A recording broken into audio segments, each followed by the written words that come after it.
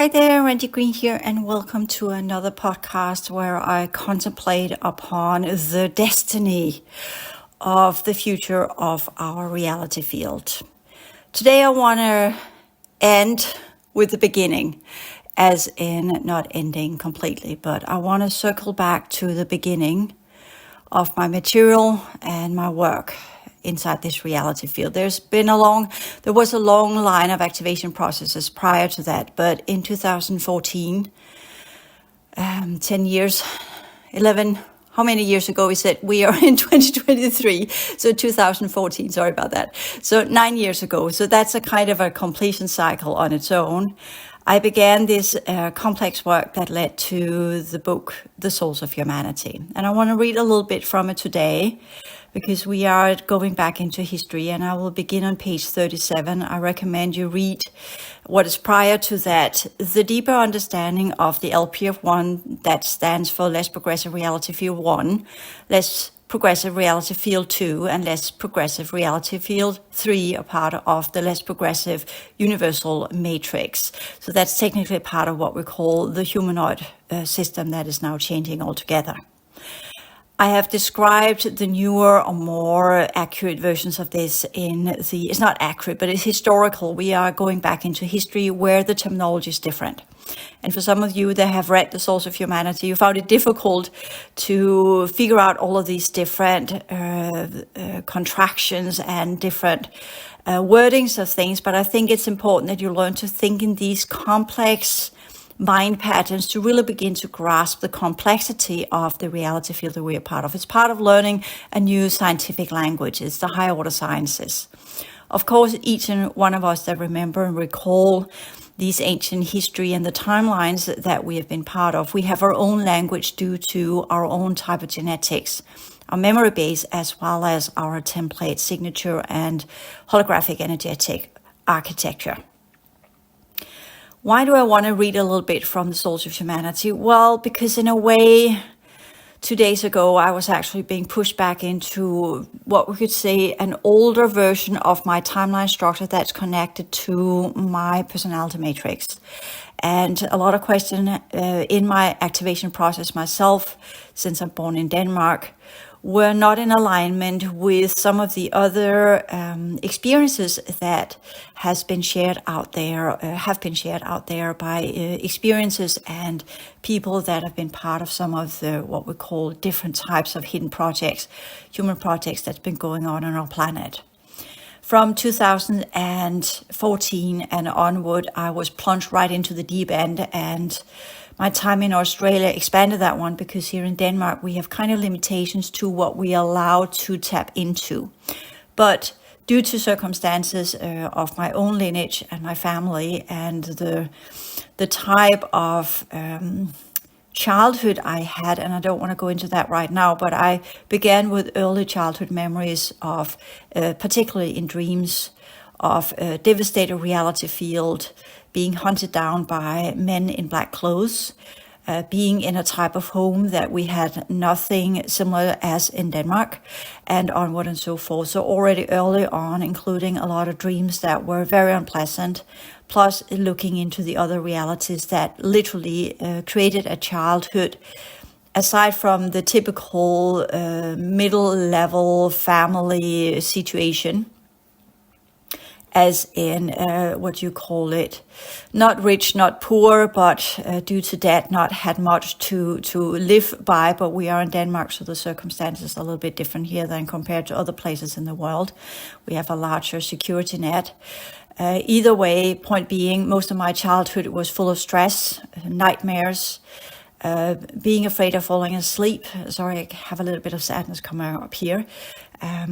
Staying awake, reading books until 3 o'clock, because I knew that if I didn't fall asleep at 10 o'clock and I was up for some odd reason, then I had to wait until 3 o'clock when the dark hours were done, between 12 and 3 o'clock at night. So I knew that as a kid, I had a lot of already memories of not standing in the doorways, not standing in between spaces. I had recall memories of unpleasant things. I saw beings nobody others saw. So my childhood was this huge, weird pile of information nobody else had. And I knew that, so I didn't share it. And at the same time, a lot of fear and a lot of stress and a lot of anxiety and a lot of why is this happening to me, including recall memories of being born and how that felt, and being pushed into the tunnel of light and have the experience of being born and having the feeling that I can't pass that birth canal, that's not possible, and other very provocative and fear-inducing type of experiences as a child. So I struggled with all of that, including heightened sensitivity, as well as feeling completely, utterly out of place, always asking myself, what in the name of whomever is in control of this reality am I doing here? So that was the big foundation, looking at my family, not feeling related, all of these things that today probably will have a very different type of outcome if I were born as a child today. This is part of our reality field, and this is part of some of the secret programs that are going on amongst humanity. And I have recall memories as well as a parallel version of me from England. And if I had been born in England, then these memories would make complete sense due to the different programs that were unfolding in England and America at the time. But I'm born in Denmark, so it doesn't add up. Anyway, so since this is now popping up, I also feel it is the right time to go back into the Souls of Humanity and look at the information I had there, since it played a huge role from 2014 until 2018, including my work in Australia and the different clearing processes and experiences and recall memories I have had from different types of projects on Mars, the history behind these different projects, as well as what we call the history of our solar system.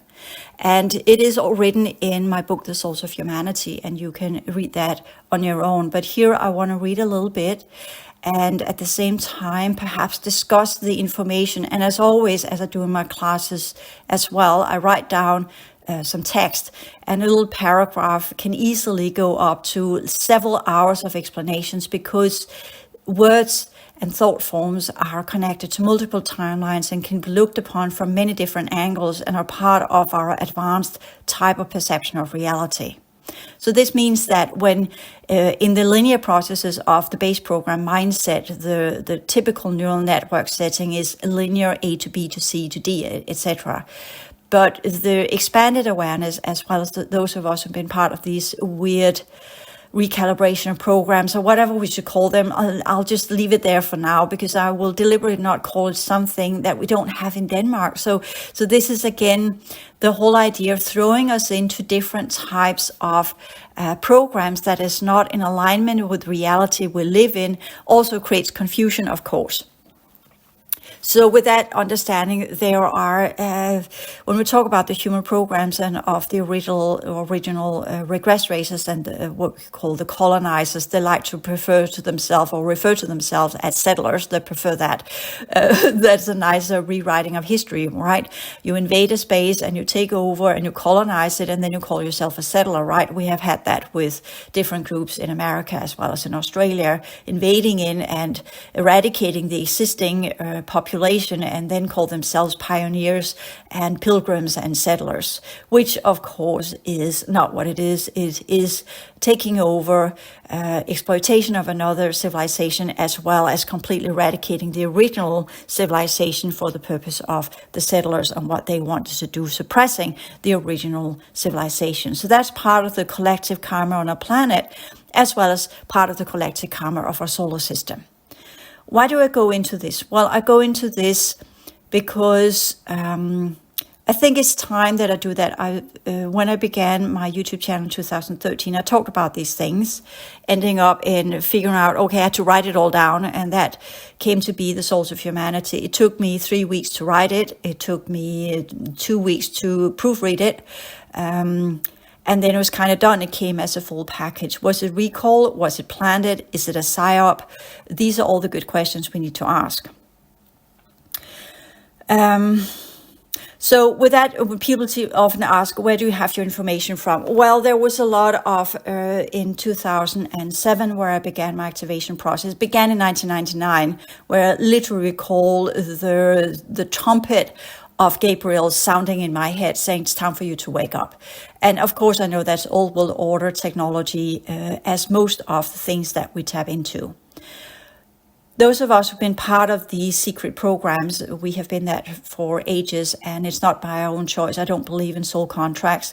Perhaps for the enslaved races, perhaps for the ones that try to buy a bigger or a better what we call level or position within inside the enclosure, being brought here, captured other places. I've done template readings where I can see that some of the ones that have come here as part of the enslavement programs, captured other places, brought here by the big freighter ships, would negotiate with Dracos, which is what I see as the reptilians. The Draco reptilians. The Draconians are an Orion-infused reptoid races that are more in family with the reptiles.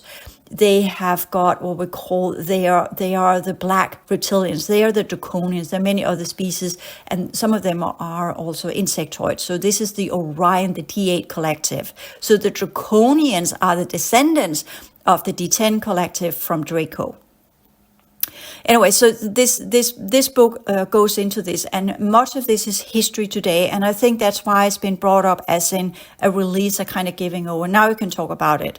Now it's okay to talk about it again, because we had the whole from 2016 until 2020, the Dracos were trying to negotiate the allowance to remain, but eventually took off in 2020, which released a lot of the enslavement contracts, as well as the ones that had made deals with them. And since then, things have literally just fallen apart. The scavengers taken over. We have had a lot of influx of races that weren't here before because they didn't dare. Anyway, so that's part of the Souls of Humanity, as well as my other books. And I could go into much more details than I have in my book material. So in a way, you can see this as a little bit of an attempt to fill out some of the blanks, update the material a little bit, and work with it from another angle where I again can revisit the ideas I had then and perhaps give some further explanations to some of the ideas, as well as correct some of the information I put in there, because some of it was correct at the time, but since reality has changed and our timelines have changed, then that material suddenly doesn't stand as it were back then on that timeline, but on the current timeline where we're in, then history has changed. And that's some of the effects of traveling and going back and forth in time, where the future tampers with the past timelines, and by that correct the timelines, and with that our history changes. We could also call that the Mandela effect, if you like. So that kind of makes it difficult for us to work with history as in saying, this is history, this is how history was, and we don't really know because it has been changed. But either way, I'm working with this so that you can kind of get an idea of what we're dealing with, giving some updates to the older material, and perhaps give some insights that will assist you in the work that you are doing. There is a lot to be learned, and there's a lot to be worked with, and perhaps this revisiting of the older material and the new conceptualization of it on the new timelines will assist you in your further work, and perhaps give some good ideas to what you are to engage in and how you are to perceive reality as it has played out itself now.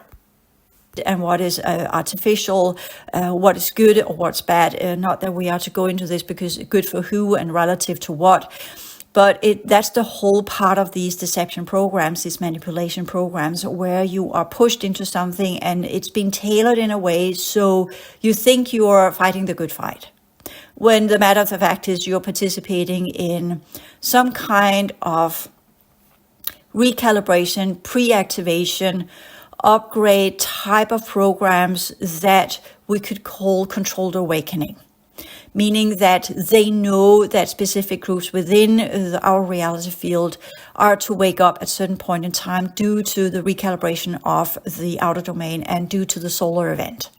And with that, the solar event is the resetting of our sun back to its original configuration. So the resetting of the sun to a density 1 sun, including with that, the infusion of the original solar system energies influx into our reality field, the network itself, leads to what we call a cleanup and activation process. I call the Newground cycle cleanup and activation processes. This happens completely automatically. And the whole game has been, first and foremost, trying to control this awakening for those of us who were part of the original civilizations, to make sure that we would wake up inside their programs and not as part of the original holographic teaching system, reviving programs to shut down and remove the colonizers from our planet, but ensure that we will wake up under their control system so that we would assist them in their awakening process. Hence, my work, the many years from here, from that point in time, has been to being ground harvested, pushed into different timelines, run through all sorts of ridiculous type of holographic artificial timelines where they have produced different forms of genetics from my template and my holographic energetic architecture, and used it to infuse themselves as an attempt to try and revive whatever they had of the original genetics so that they could remain here and have control of this system once it reset back into its original density 1 configuration. So we could say that this has failed. But we are having incoming groups from other places, and this the whole what needs to be understood is here, as all of humanity, we are under some sort of program whatsoever.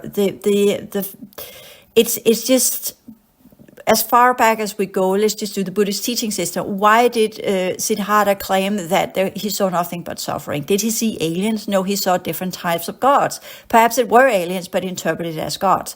Since many of these old races that were here, the elder races or progenitor races, saw themselves as gods. Why did they do so? Why did they claim to have that right over the rest of us, aside from, of course, complete manipulation and rewriting of history?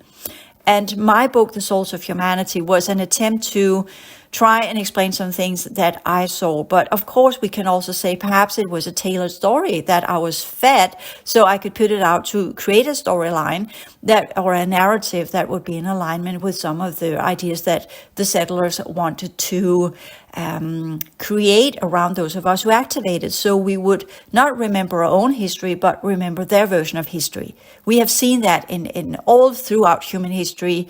The conquerors rewrite history, the losers become part of it, and eventually adapt to the history that they are being told, eventually being conformed to the myth over generations, since the ones that experienced it were either discredited or removed, or in any ways or forms recalibrated into serving a different type of history. I've seen that played out just within the last 5 years. Our whole human way of living, our democracy has been changed due to the new reality programs, and how people around us have been shifting from one level of perception into a complete different one, sliding into that one slightly, and then suddenly have a completely different narrative about themselves and reality, including the spiritual programs, including whatever we can come up with. I know this does not sound as if the typical one in most of the people that are talking out there has a tendency to elevate them into a position where they seem as if they're on the right side. They're the good guys, right? But what's the good guys? What's the bad guys in a muddy, complex, impossible history? It's not clear cut. We could definitely say that, yes, I don't team up with the Dracos. Of course not. They were part of the invasion faction from the D10. Once their own system began to fall, they began to invade other systems. Of course, they are clearly the bad guys. But if we go further back in history, they actually used to be humans like the true humans, but regressed into what they are. And that does not make whatever they're doing good. It's bad all the way through and through. But the story they are telling for the ones that are part of their projects is that they come up with this like psychopaths, a narcissist, tailor a story that sounds reasonable, that uses bits and pieces of history, and then put it together in a specific way that targets all our different types of what we could call personal narratives about who and what we are and what we find to be right and wrong. These races, they know exactly what you're made of. They can scan your field. They know your entire personality structure and your personal narrative, and they can tinker with that and change that, feeding you with different types of information during dream time due to these interception programs, and literally upload different forms of code systems into your mind field that makes you think in specific ways. This does not take away your personal responsibility for readjusting and stopping up and looking at and saying, hey, that's not my thought process. That's not how I think. This is not me. So where does it come from? And ask that question. So in all, we could say that the challenges that we're up against are much more complex than what most people think. And that's been part of my work since 2014, and who came to me as part of saying, okay, Randi, you clearly are into over your head here with that faction, as they eventually dropped me and threw me into the scavenger programs, which has been very, very, very unpleasant due to what's going on there with the clones and the trade systems and the scavengers administer the whole system with the clones and whatever they're being used for, and you can read between the lines here.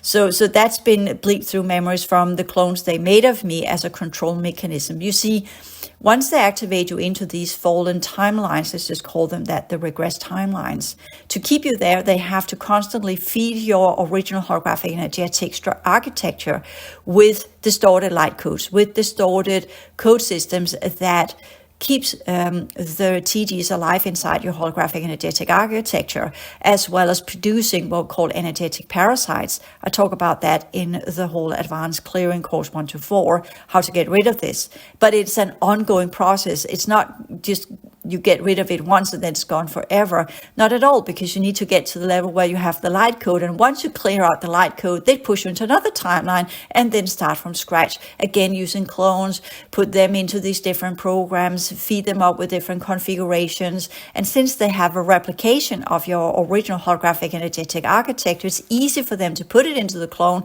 And then there's a bleed through memory or bleed through distortion energies that are then being fueled into this type of vessel that we have today, causing illness and disease and all sorts of other reactions, at least for those of us who are unfortunate enough to be part of these horrible programs that are going on. So does this make us heroes or anything that's worth looking up to? Not at all. We are just people struggling like everybody else. Like years ago, I was working with drug addicts, and I remember one of the drug addicts, I was there as a psychotherapist working with them in group settings once a week.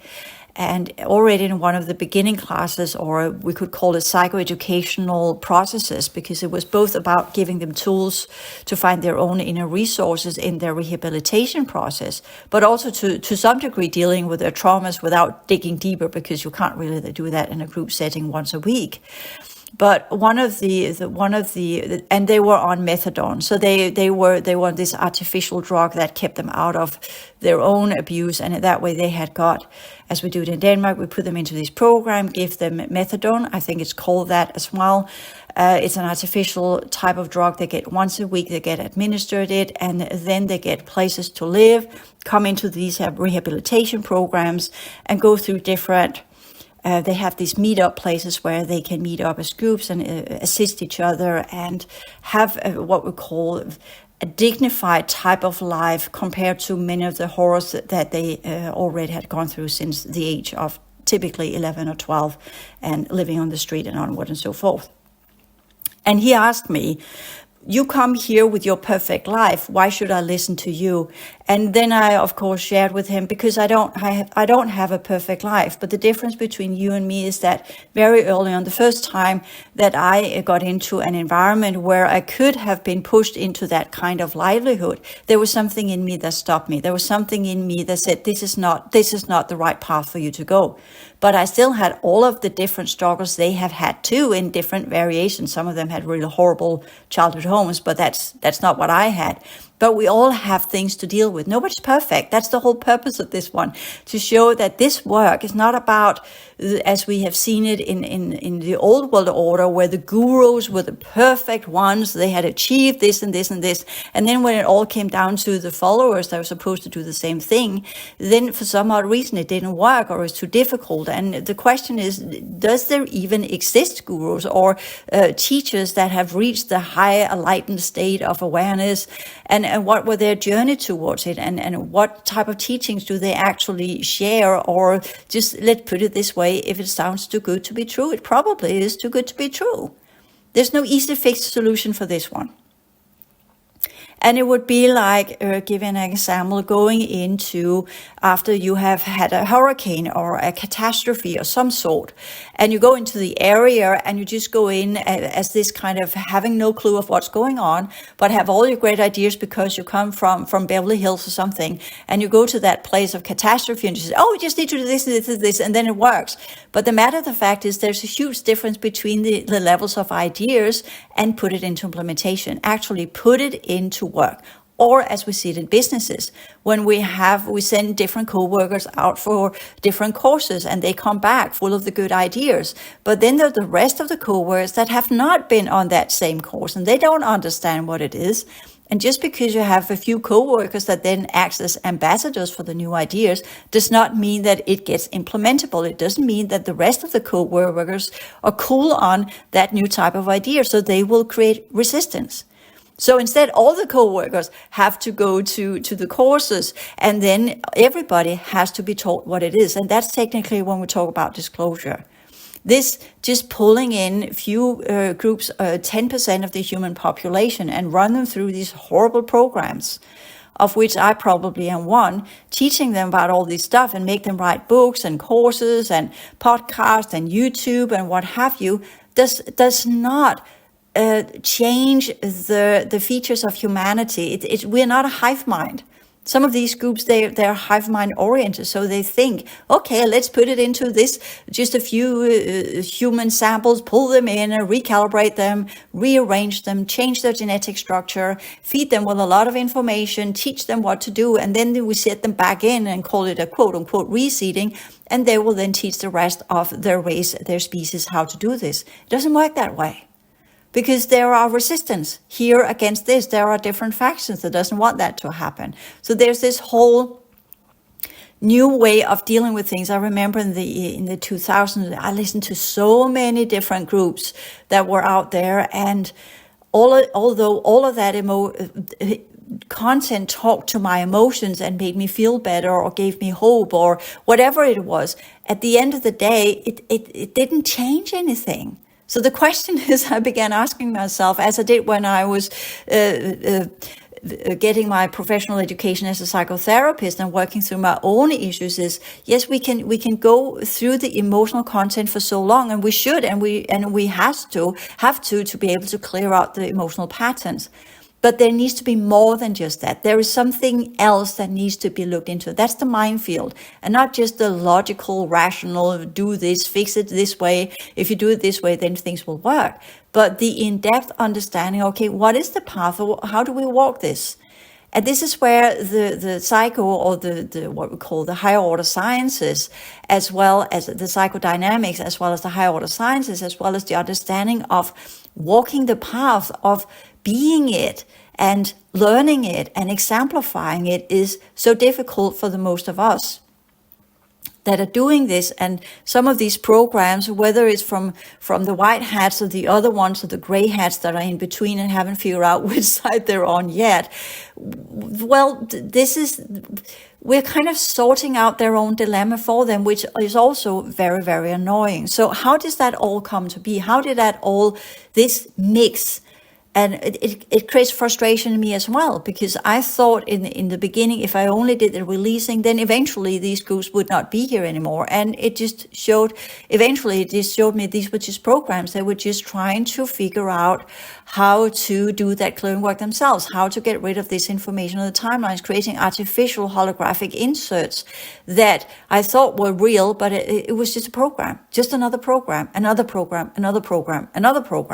from where I was enacting what they wanted me to do. So I didn't get the benefit of all of that work. On the contrary, it just created more and more distortion in me and led me to what we could say the polarity of my original holographic energy architecture and what I was supposed to do here, while they were trying to ripe the fruit of my labor by inserting that into their own energy system, just to discover that it would collapse and wouldn't work because they didn't have the correct template structure for it. They didn't have a heart field. They didn't have what we could say the emotional field.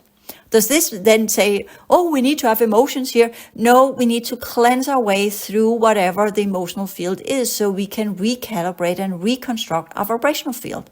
But it is seeded into the emotional field and it is connected to our vibrational field, which we in this current form interprets as emotions. These are part of neurochemical structures that are part of our peripheral nervous system and the way that our organs and cellular level works, cloaking the original vibrational field, but it's still the access point into the true heart field, which means we need to technically first breach the emotional field, clear out the emotional patterns, get rid of the energetic parasites and the prohibiting technology that's connected to it, and work our way through there to open up the heart field and really get to the level of work that will allow us to clear the timelines. Once we get through that, and there is a huge entity and elemental being that is called the guardian of the threshold. It's technically a technologically enhanced genetics, a TG. So it's a kind of parasitic entity linked up to a cube in the fourth dimension. And we have to confront that one of our worst fears and whatever is there, whether these programs are real or artificial, or whether they're inserts or they're actually ours, is something we need to confront and work with and have what we could say the emotional balance to do so, including what we say the upside of working our way through all of the emotional layers is that some of the androids that are happily addicted to our emotional responses and our neurochemistry in that manner, they will lose their power over us. So how do we learn to vibrate up without being overly emotional? I'm still very overly emotional and on certain levels because there was many layers of emotional usage through many lifetimes that is connected to this body through the cellular memories. But as I work my way through the emotional field that has 9 layers in females and between 4 and 7 in males, then I am clearing out these many different layers. And in that clearing work and in the understanding of who and what I am as a person, Carl Gustav Jung said, you need to know your own myth to really be able to heal yourself. And that's our history, not just the joint history, but the history that's connected to our memories and who and what we are. And some of the memories I have are not mine. They're not mine because I see them from outside, so of course they're not mine. But there is this different kind of things. Is it experience reality through the eyes of another one, which means it's could be a past life, or is it actually you have the typical one? Go into your head, close your eyes, and look at a childhood memory. How do you see yourself? Do you see yourself from outside? Yes, if you remember pictures that were taken of you. But if you go into your own, how did you experience yourself in bed when you were at the age of 10? Envision yourself waking up in bed at an age of 10. Did you think about your name? Did you think about how old you were? Did you think about what you were doing there? Not at all. You wake up, you feel the bed, you feel the bed linen, you feel the pillow, you feel the tired, you feel happy, you feel drowsy. You just wake up, you open your eyes, you look at the room. The first thing you see, is it a rainy day or is the sun shining? And you just get out of bed. You don't think, what's my name? How old am I? You're just there. You just recall yourself in that situation. The same with our own true memories. So if we kind of have a memory where we go back and have this looking from outside and get this, oh, my name is this and that, whatever, it's not always our memories. It could be an inserted type of memory that comes from the TG. That's the way that the TGs actually release some of their enzymes is to give us false memories. That's why they're there. That's why they're inserted. So we conflate our own personality with whatever's left of genetics in the TG. So these are some things I talk about the TDs and the souls of humanity as well. So with that little bit of background information here, I will begin reading from page 37, where I talk about the division of the fifth evolutionary cycle. And it's important for those of you who listen into this one to perhaps you can't use this historical context for anything because your history might be different. It is about recalling your own personal history. But what we can say and what we can use as a joint kind of group dynamic here is that the more that recall their version of history, the better it will be, the easier it will be for us to really unravel the events as they actually happened. Again, there are specific words I won't mention here, but you can think in any event within the last 100 years of human history or 200 years of human history. We all have our own experiences of it. Some lived through it. Most of these are no longer there. And they were at certain places at certain times, and they experienced it from one angle. And others experienced it from other angles.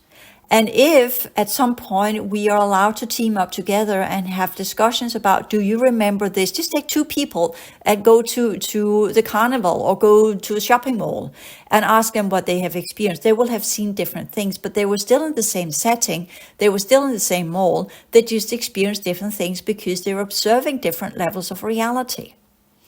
This does not mean that one person's history is more true than the other. It depends on where their attention span was at the time, how much they looked at, were they too absorbed in their own thoughts, or were they actually looking at reality as it was, what was going on, were they suffering from some kind of internal process that led them to not really seeing what was going on around them, or were they fully observant in the circumstances that was around them, were they pulled out of their internal processes and into what was going on if a door slammed, and did the shock cloak their perception of what was going on, and onward and so forth. So it's, when we talk about these things, it's difficult to compare memories, including we can ask the same two people to look at a fountain. They will use different words to describe the same thing. Even though they're looking at an object, they will still use different words because they have a different vocabulary. They have a different language set up. They have different thought processes. They interpret reality differently. Or you're looking at a person that's colorblind. Ask him to tell you how he sees the color red. He will see it as a complementary color turquoise or bright blue. So does that make his history less valid than the rest of us that have a different perception of it? No, not at all. It's just different angles of the same history. And when we talk about advanced awareness, it's for me, one of the most important things that I think in the next level of the work that we are to do is that when we begin to compare our memories and what we have of recall memories and what we have of our own history that begins to surface because of the changes of our reality field, it will naturally surface for us to clear it out and activate it or dissolve it so it no longer is part of our timelines, and by that connects us to the unfortunate timelines that are collapsing in our reality field and should rightfully do so, so that we can clear the collective karma, to use that word, or the distortion energies of our reality field. In that process, we need to understand what it truly is so we can clear it, but we must do it from our own language. Even though I give you hints here and I give you context you can work from, does not mean that that aligns with your memories and how you interpret it and how you saw it. You might have called it something completely else than what I have called it. So this does not make that your information is more true than mine or mine is more true than yours. It just means relative reality. It means that I interpret things in one way, you do it in another. So where can we meet up? Where can we find common ground? Where can we learn to communicate in a way so that we can begin to create a new type of collective memory base? And that's why I put this one out there, as many others have done before me and will do after me in their versions and in their ways, until eventually it will be common ground that this is something we know about. This is something that actually is part of our collective memory in whatever versions it is. And it is ongoing as we speak today, but in different variations. Because these projects, they are outside of time, they are in the fourth dimension. So they can go in and out of time, which only exist inside the enclosure. And by that, we are dealing with things that's why the book is called Past, Present, and Future. Every moment is connected to the past because it is in the present, but it's also connected to the future. So if we change who we are in the now, we can change the future. But we also need to change what was in the past to release the whatever's holding us back so that we can unfold our full potentials in the future. So for me, not for all people, there have been different groups here that have cut away pieces of their template from the Trinity structure to a dual structure. And by that have become a specific group on our planet that are only working under two fields, the 3-5 configuration, completely cutting off their vibrational field because they thought that the work with the vibrational field were way too complex, way too difficult. It was easier just to do the biology and the mental field. And by that coming up with different forms of techniques and tools and technology to provide them with what we could call a vibrational field, of which the TDs also plays a huge part. I don't believe in that. I don't believe in, because I'm a psychotherapist, right? And my life has always been, I'm born from a woman that's very emotional. I'm born from a father that's not so emotional. Not that he doesn't have it, as he says. He sends energy. He understands energy. He just doesn't like entertaining emotions to the degree that he saw my mother was doing. And I didn't like her emotional outburst either, because it was very dramatic all the time. Lots of yelling, lots of screaming, lots of crying. But unfortunately, to put it that way, I'm born of her flesh. I'm born in her womb. So I have that in my memory of my cellular structure. I was brewed out of that configuration. And that's some of the things I've been working with. So how could I take that, because it's part of the fetal patterns of our parents, as I talk about in the advanced work with emotional field course material, that we have different configurations from our father and different configurations from our mother in the time of the unification that led to the possibility of the sperm and egg to meet up and create the zygote, was the fetal pattern that comes from a father and a mother. And into that were inserted our own our own karmic patterns, let's call it that, from that matched the mix-up of mom and dad. So we have that in us, and that's part of the clearing process as well. So there are so many layers for us to begin to get to the point where we can actually work with and actively work with the clearing of the timeline material. And to push that a little bit, that's where I can see some of the context of the ancient history as I recall it. If that is pushed to the surface, then perhaps, I'm not saying we can shortcut it, but as I used to tell my own kid, that the way I mentored my kid was that I told my kid that, listen up, there are so many things in this world and you don't have to do all the mistakes. I know you will have to experience your own life and how you live your own life. I did this one too when my kid was in her teens. So with that, it was this whole process of saying, okay, I know you're going to have to experience this and this and this, but I can at least tell you that once you experience this, then you will have some tools, you will have some psychoeducational material to draw from so you know how to respond to it. It will not take away the first incident that will still be what we could say perhaps create a crisis. But at least since you already know what I'm talking about, then you will quicker find the tools to solve it. So you have something you can operate with. So you have something to work from as a kind of, when we're talking about the readiness for what happens if suddenly, as we're seeing in California, where there's no more, in times, not all the time, but sometimes not enough for water. If people are prepared for that, then it would not be a problem. So it's all about how do we get the readiness for the future that is coming our way, and what does it mean to have that readiness? And this is how you're to see this. It's not about me giving you the solutions. Nobody can do that for you, but I can give you tools and context and methods and ideas of how you can solve this once you get thrown into the deep end of whatever is your personal history. And perhaps what I have learned in some of the the different struggles I have had and the learning processes I have had and the solutions I have come up with are perhaps some of the tools you can use so that you can shortcut your, not as in kind of completely dismiss it and work around it, but you can make it shorter, cut it shorter in that manner. Your process, you don't have to learn everything from scratch. So this is the purpose of why I'm beginning to share this material. It's not about coming out and saying, well, my material differs from anybody else. Not at all. It's about saying, okay, we are now in that process. We are at the end phase of the activation of the 3-9 pillar. And that's our reality field. And compared to what people should by now know, that's part of the disclosure, quote unquote, the reviving and activation of our ancient history. And since that has not really come into fruition as it's supposed to, well, then I will give, as I keep telling when we're doing this work, it is important to do every single thing we can so that we know that once we let this project go, we have done everything in our power to make sure that everything we knew, everything that we could share, everything that we had to offer had been given out there in some way or some form, so that those who will come after will have the best possibilities to do the work that they need to do. So this is not just for you, this is also for the future.